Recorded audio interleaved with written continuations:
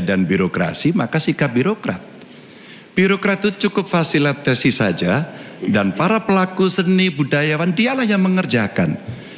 Maka budaya akan tumbuh dan pemerintah akan bisa melihat bagaimana proses kreatif itu berjalan.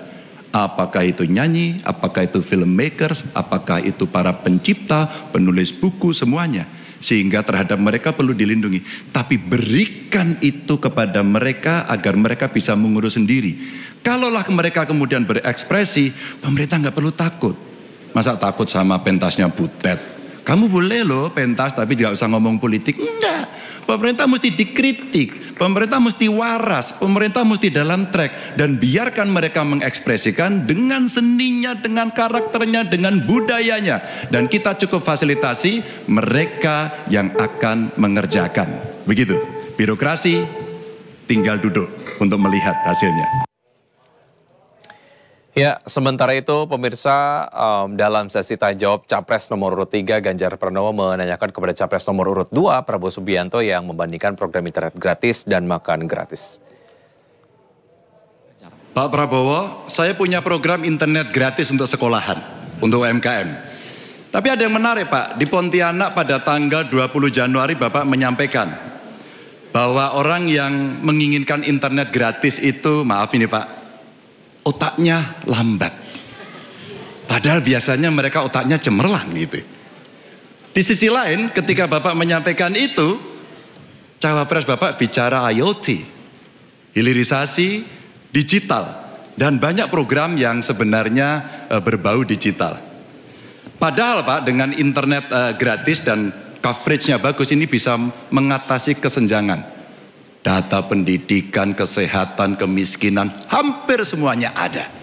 Nah, ini dari BPS juga sudah menyampaikan Pak bahwa kondisi ketimpangan digital ini sangat tinggi di tempat kita. Pertanyaan saya kepada Pak Prabowo, setuju tidak Bapak untuk memperbaiki ketimpangan digital ini dan bagaimana caranya? Tidak lengkap yang Bapak dengar ucapan saya. Yang saya katakan adalah yang mana yang lebih penting, internet gratis atau makan gratis untuk orang yang sedang susah, untuk orang miskin, untuk orang kalangan bawah. Itu yang saya maksud. Kalau internet gratis, ya saya setuju, tapi jangan internet gratis lebih dipentingkan daripada makan gratis. Makan ini mutlak untuk rakyat kita. Mereka harus makan, anak-anak harus makan, orang miskin harus makan. Itu maksud saya. Kalau internet gratis bagus untuk ketimpangan digital dan sebagainya. Saya sependapat. Mungkin ada yang lapor ke Bapak kurang lengkap. Saya kira itu mungkin ya. Tapi saya tidak bermaksud bahwa internet gratis itu tidak penting. Tidak. Kalau dibandingkan dengan makan gratis. Makan gratis bagi saya strategik mengatasi banyak masalah. Saya kira itu jawaban saya. Terima kasih. Masih ada waktu Bapak? Nah, kalau coverage internetnya bagus Pak, jejak digital tidak akan pernah hilang Pak Prabowo. Maka statement Bapak yang hari ini mencoba mengklarifikasi rasa-rasanya di publik sudah lewat Pak. Karena pertanyaan Bapak itu sangat clear dan membandingkan itu. Maka kalau kita berbicara bahwa orang yang pilih internet gratis otaknya maaf lambat, saya kira statement itu sangat sadis. Dan tentu saja apa yang mesti kita lakukan Pak, ada kurang lebih 12.000 desa yang masih blank spot. Padahal kita ingin mendigitalisasi banyak hal untuk memberikan fasilitas. Ya pendidikan, ya kesehatan ya. Dan dua kementerian ini yang kita siapkan hari ini untuk jadi contoh. Kenapa? Karena relatif datanya lengkap. Kalau kemudian kita ingin membuat negara ini maju. Ya, pemirsa, untuk mengetahui situasi terkini di Posko 01 Timnas Amin, sudah ada rekan kami Ayu Pratiwi. Selamat malam Ayu, silakan dengan laporan Anda. Ya, selamat malam Wiki dan juga pemirsa. Situasi saat ini di rumah pemenangan Timnas Amin saat ini memang sudah terpantau cukup sepi karena memang para relawan sudah meninggalkan lokasi ini setelah debat capres kelima ataupun debat terakhir sudah selesai.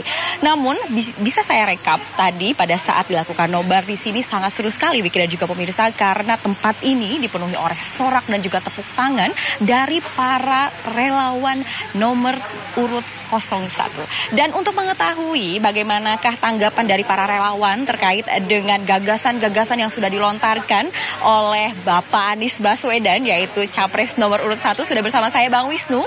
Bang Wisnu ini merupakan relawan dari Amin dan juga sekaligus sekretaris umum kolaborasi pengusaha muda. Baik, selamat malam Mas Wisnu. Selamat malam Mbak Tiwi. Jika kita melihat tadi penampilan dari Pak Anies itu seperti apa sih? Apalagi ini kan debat terakhir nih Mas. Penampilan Pak Anies pada malam hari ini sesuai dengan harapan, tentunya tetap stunning dan beliau juga mengedepankan isu-isu yang memang kita ingin dengar dan ingin dijawab lah ya oleh Pak Anies, sehingga kita merasa Pak Anies performanya hari ini pada debat malam ini cukup memuaskan. Cukup memuaskan. Baik, ini kan juga di debat kali ini yang menjadi debat pamungkas ya, betul ya Bang Wisnu ya. Dan di sini juga ada salah satu topik yang memang diusung dan memang dibahas. Salah satunya adalah pendidikan. Ya. Dan kita juga tahu bahwa pendidikan ini menjadi salah satu topik yang harusnya dikuasai oleh Pak Anies dong. Betul. Tadi melihat itu gimana Mas? Iya, seperti harapannya bahwa memang pendidikan adalah topik yang Pak Anies sekali dan Pak Anies menguasai itu, dan kita lihat bagaimana Pak Anies dengan gampang menjelaskan isu-isu pendidikan, terutama tadi dilihat terkait tentang mahalnya biaya pendidikan, dan beliau mengedepankan solusi-solusi yang luar biasa menurut kami. Seperti itu. Baik, jika melihat rekap nih dari debat pertama sampai kelima, jika diskor, berapa nih skor dari penampilan Pak Anies? Hari ini atau kesemuanya? Kita rekap semuanya. 10 dong. Kenapa tuh 10 Mas? Karena memang gini, Pak Anies itu kan salah satu sosok ya. Kita tahu background beliau sebagai seorang akademisi, pengajar, dan tentunya seluruh tema yang diusung dari debat pertama sampai terakhir itu beliau cukup menguasai. Artinya tidak ada sendi-sendi masalah-masalah yang tidak beliau kuasai, dan tentunya itu bisa dijawab oleh Pak Anies dan juga Caimin tentunya, dan kita merasa ini sudah sangat memuaskan untuk kami para pendukungnya Pak Anies, kira-kira seperti itu. Baik, ini berhubung kan Bang Wisnu ini juga seorang sekretaris untuk pengusaha muda ya. Ini saya mau nanya nih, ada isu katanya HIPMI ini sudah mendeklarasikan dukungannya kepada 02. Namun masih ada beberapa anggota dari HIPMI malah mendukung 01. Mungkin bisa dijelaskan Mas terkait ini? Sebenarnya gini Mbak, saya harus meluruskan sedikit bahwa HIPMI secara organisasi tidak pernah mengeluarkan statement mendukung salah satu pasangan calon tertentu, baik 01, 02 ataupun 03 ya. Artinya HIPMI secara organisasi pada hari ini netral. Kami sangat mendorong pemilu yang jujur, bebas dan adil, dan tentunya kami para pengusaha muda sangat mendukung pemilu atau pemilihan presiden ini berlangsung dengan aman, dan juga kita teman-teman pengusaha pasti mendukung siapapun yang akan menjadi presiden dan wakil presiden ke depannya. Kira-kira seperti itu. Baik, berarti bisa dikatakan bahwa meskipun ada dukungan dari HIPMI itu bukan dari organisasi ya Mas? Yap. Betul sekali. Jadi HIPMI secara organisasi tidak pernah mengeluarkan statement untuk mendukung pasangan calon tertentu. Kira-kira seperti itu. Baik, terima kasih Mas. Silakan dilanjutkan kembali. Dan Wiki dan juga pemirsa, tadi merupakan wawancara dengan salah satu relawan dari Capres nomor urut 1. Dan kita nantikan debat terakhir sudah selesai dan bagaimanakah nanti pada perayaan ajang untuk hajatan Indonesia. Demikian Wiki, kembali ke studio. Baik Ayu, terima kasih atas laporan Anda, dan kali ini kita akan menuju ke rekan kami yang lain di posko pemenangan dari Ganjar Mahfud. Sudah ada rekan Galuh. Selamat malam Galuh. Baik, kami masih kemudian menunggu visual dari Galuh yang saat ini sedang berada di posko TPN Ganjar Mahfud yang ada di High End. Dan seperti tadi juga sudah disampaikan bahwa memang menjadi satu hal yang menarik ketika kemudian kita lihat berjalannya debat pamungkas Capres 2024. Galuh Pandu, silakan dengan laporan Anda. Udah. Silakan Galuh.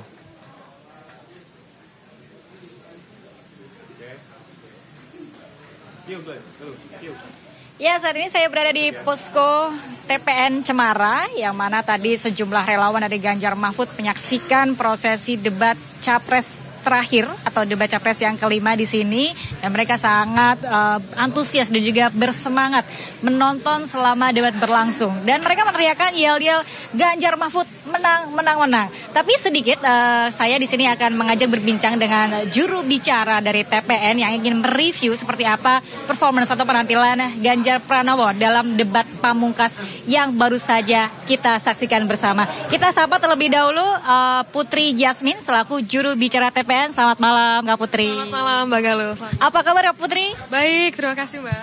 Oke Kak Putri, boleh nggak mereview sedikit gimana sih tadi performance Ganjar Pranowo di debat pamungkas ini? Kan katanya ini tuh temanya Ganjar banget gitu ya. Gimana kalau menurut Kak Putri? Ya, kalau teman-teman bisa lihat secara seksama tadi bagaimana Mas Ganjar ini secara flawless, secara tidak terbata-bata, memanfaatkan waktu yang secukup-cukupnya gitu sampai bisa menjelaskan itu secara jelas, secara gamblang, secara komprehensif. Karena memang Mas Ganjar ini sudah melakukan, kalau berbicara mengenai kesejahteraan sosial, kesehatan, pendidikan, ini sudah dilakukan jauh sebelum mengenai menjadi calon wakil presiden atau calon presiden ini gitu, sebelum perhelatan ini. Tapi juga ketika beliau menjabat menjadi 2 periode selaku anggota DPR RI dan juga 2 periode selaku Gubernur Jawa Tengah gitu. Ya, kita di sini juga tadi melihat bersama-sama bahwa Ganjar menunjukkan bahwa itu sudah dilakukan ketika menjabat sebagai Gubernur Jawa Tengah begitu ya, dan ada beberapa program unggulan, 1 desa, 1 vaskes, 1 nakes di bidang kesejahteraan sosial, kemudian ada 1 keluarga, 1 sarjana untuk mengentaskan kemiskinan. Nah, di bidang kebudayaan ini tadi juga sedikit menyentil begitu ya, boleh diceritakan Kak Putri? Ya, berbicara mengenai kebudayaan kan kita tahu semua bagaimana tadi beliau sempat menyinggung sedikit ya bagaimana kok Mas Butet aja manggung sampai ditahan-tahan gitu. Jadi bagaimana Mas Ganjar ini komitmen untuk menciptakan iklim demokrasi yang sehat gitu. Terus juga kita tidak lupa tadi bahwa Mas Ganjar juga berceritakan hari ini iklim pendidikan kita, hari ini kampus pendidikan kita sedang tidak baik-baik saja gitu. Di mana yang biasanya profesor-profesor, guru-guru besar sivitas akademika yang hanya diam, mengajar, mendidik, tapi ikut turun ke jalan untuk menyuarakan iklim demokrasi yang tidak sehat ini gitu. Maksud saya adalah jika profesor guru besar ini tidak kita indahkan, tidak kita dengarkan dan kita hanya anggap sebagai angin lalu siapa yang kita dengarkan gitu. Nah, begitulah bagaimana Mas Ganjar menganggap bahwa pendidikan ini sebagai salah satu prioritas utama untuk mengentaskan kemiskinan, Mbak. Satu lagi, mungkin singkat aja, apakah debat ini akan menjadi meningkatkan elektabilitas Ganjar Pranowo untuk menentukan pilihan bagi swing voter? Tentunya kalau kita anak muda berbicara mengenai hari ini Pak Ganjar itu paling MVP, benar-benar bisa menjelaskan secara komprehensif bagaimana apa yang akan dia ciptakan untuk anak-anak emas bangsa Indonesia ke depannya gitu, secara pendidikan, kesehatan dan juga ketenagakerjaan pastinya. Saya berharap teman-teman bisa melihat secara rasional, berpikir secara rasional bagaimana sosok Ganjar Pranowo ini sebagai pemimpin yang ideal untuk bangsa kita ke depannya. Baik, terima kasih banyak Kak Putri. Selamat istirahat, sehat dan sukses selalu. Dan ini tadi perbincangan saya dengan juru bicara TPN yang optimis bahwa Ganjar menjadi salah satu MVP dalam debat Capres kelima kali ini. Kembali ke Anda, Dwiki. Baik, Galuh, terima kasih atas laporan dari Anda. Dengan demikian pemirsa, dengan laporan yang tadi disampaikan oleh Galuh, maka kemudian rangkaian debat kelima Capres 2024 sudah selesai pada malam hari ini. Dan jangan lupa 14 Februari datang ke TPS, gunakan hak pilih Anda. Saya Wiki Adrian, mewakili rekan-rekan yang bertugas undur diri. Terima kasih, sampai jumpa.